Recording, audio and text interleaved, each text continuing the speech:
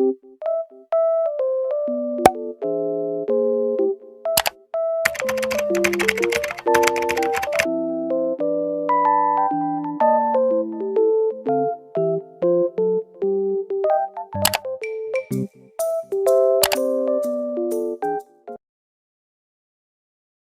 have decided to make my first video for all the new and beginner witches out there who are a bit confused on where to start in witchcraft. Today I'm basically going to be explaining the 4 foundations of witchcraft, how you would go about them, and what the difference between them is. The 4 foundations are protection, cleansing, banishment, and warding. Starting with what I think is most important, cleansing is such a huge part of witchcraft. As a witch, obviously you want all of your materials to be stagnant in energy so that you can personalize it.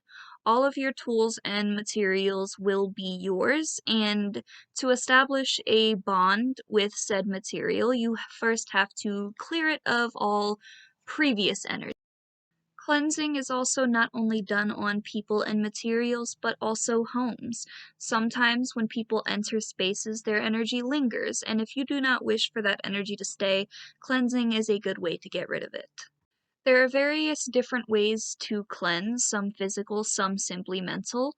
Of course, cleansing does not always need to be physical. Sometimes you can just do it mentally or a low effort way. Cleansing is also not exclusive to only witchcraft. Christianity also uses methods of cleansing such as burning herbs in the church, singing songs, and holy water. The most common methods of cleansing usually include smoke cleansing, sound cleansing, candles, or protective symbols. Going along with the smoke cleansing method, typically herbs with metaphysical properties pertaining to cleansing are used, such as pine needles, sage, mugwort, or even rosemary.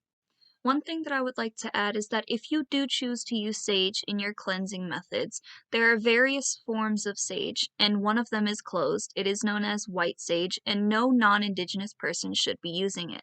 Should you come in contact or find out that you own white sage, either return it to a fellow indigenous person or bury it and apologize to the spirits. The second thing I will be covering is protection, and I feel like that should be pretty self-explanatory, but there will be things in your practice that you will encounter, such as entities, energies, and malevolent spirits, and you might not want anything to do with them. You should 100% know how to protect yourself from these things. Along with this, there are also many herbs that have metaphysical properties aligning with protection, like sage, sea salt, black pepper, bay leaves, and cloves. These herbs can be added to spell bottles for protection or put on candles with the intent of lighting them for protection. The third thing that will be covered here today is banishment.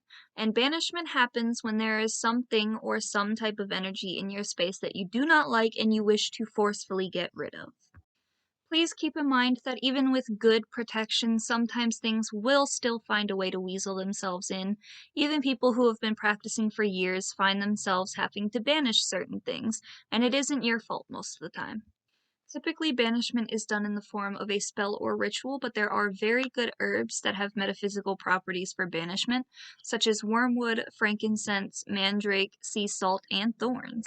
One thing that is important to remember, though, is that after doing a banishment, a cleansing is required just to eliminate any lingering energy of what you did not want in your space. The last thing to mention here is warding, and warding acts as though it's your personal shield.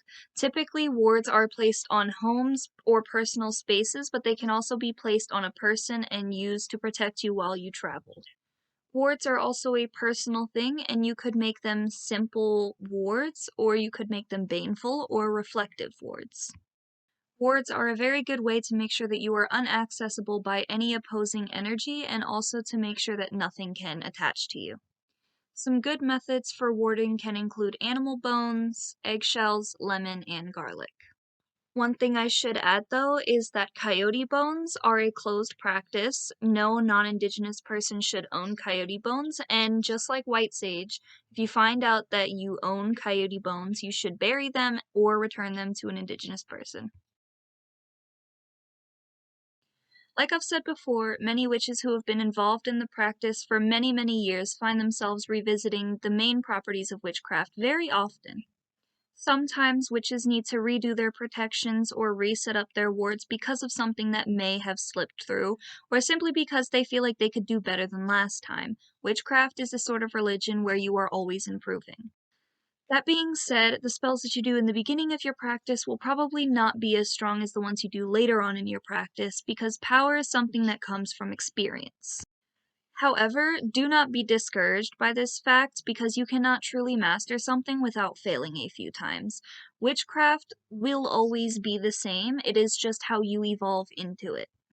Don't be unrealistic. Don't always expect yourself to succeed, and don't always expect yourself to have the most powerful spells. Sometimes, even older witches find themselves with spells that don't work. Once you get down the basics of witchcraft and you find yourself with a spell that does not work or a spell that did not do what you intended it to do, you will then know how to cleanse yourself of it, cleanse another person of it, and banish the spell. Once you've gotten down these 4 basic concepts, one thing that I really like to recommend to beginner witches is herbs. Research your herbs and their metaphysical properties and what types of spells that you can use them in. This information comes in handy a lot of the times when you are trying to write a spell but do not know what ingredients you want to add. It definitely helps knowing what ingredient does what and how that corresponds with your spell. That is it for today, but there is one thing that I do want to mention before I end this video. I do have a Witchcraft Discord server that you can join if you would like. We offer things like occasional movie streaming nights, free tarot nights, music streaming, and meditation chats. We have many different chats for many different things pertaining to the practice, and it is a very open and welcoming community. Everyone is there to help everyone out, and we would love it if you would join.